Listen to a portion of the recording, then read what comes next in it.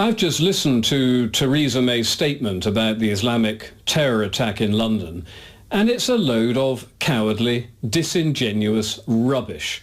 She claims she wants to take up the fight against an evil ideology, but the problem is that she won't name it for what it is, which is Islam.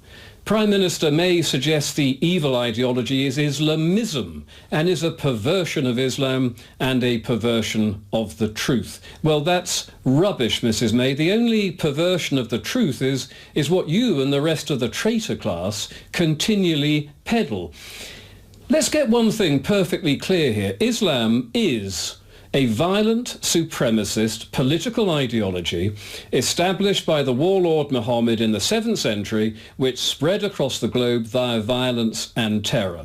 And millions of its fanatical followers are now in our country. I'm not going to talk today about this self-evident truth, and nor why our traitor class are so keen on avoiding this self-evident truth, but what I will talk about is how we can deal with Islamic terror, and I mean deal with it rather than doing what Theresa May is doing, which is pretending to deal with it. 1, we should stop all Muslim immigration today completely. 2, we should close down every mosque in this country which preaches Salafist or Deobandi Islamic supremacism, which means pretty much all of them.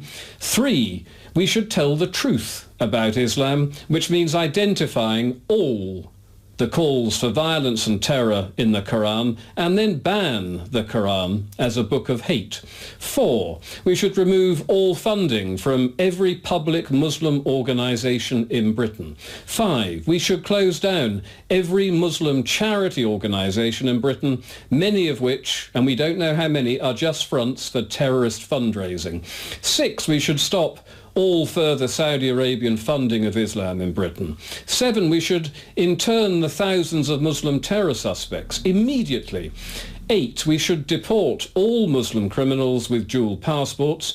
9, we should close down all Sharia courts. 10, we should prosecute everyone who practices honour violence, honour killings and female genital mutilation, and deport the ones who have dual nationality. 11, we should close down all aspects of Sharia finance and all Middle Eastern sovereign wealth funds, which massively influence our political and media class via the thousands of millions of pounds they bring into Britain. And as with most things in life, if you want to know why our traitor class behaves as the traitor class, it's simply a matter of following the money. And if all of these suggestions were in place in the future and we still suffered from Islamic terror, then the only and logical response should then be to deport all Muslims. Now, liberals will be upset about this, but I think asking Muslims to move to a Muslim country is infinitely more moral than asking the native British to put up with murder and terror on a daily basis in perpetuity. And after the Manchester bombing, Dominic Grieve, the politician in charge of our national security, told us there is nothing we can do to stop every terror attack. Well, there is actually, Mr. Grieve. It all depends on whether you are genuinely serious about halting Islamic terror today and total Islamic subjugation in the future. It's a trade-off. It's whether or not you want to trade lots of dead Brits against being called a racist and asking Muslims to go back to Islamic countries. You have chosen dead British people rather than be called a racist and rather than deport the people who kill us. That's your choice. That's why you're a member of the traitor class. That's why Theresa May is a member of the traitor class. That is why all you do is talk and have words. You need to start putting things into practice. There's no point talking about something that you won't even name as the problem. We will name it. Liberty GB will name it.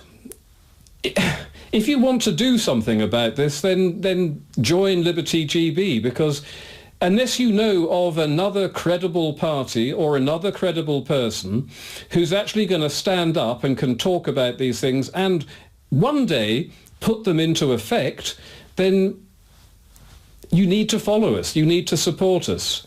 So please do support us, because our traitor class are simply betraying us, and their words are just words, made all the more worse because they still, even now, cannot even name what the enemy is. And they cannot even, and this is so important, after yet another terrorist attack, you'd think that one of them would stand up and say, look, is there something about Islam, not Islamism, about Islam that is behind this terror? Is there something in the Quran that suggests or promotes this sort of behaviour? Well, yes, there is. And unless you're prepared to identify it, you're wasting everyone's time. And while you're doing that, everything is getting worse, which is why you're called the traitor class.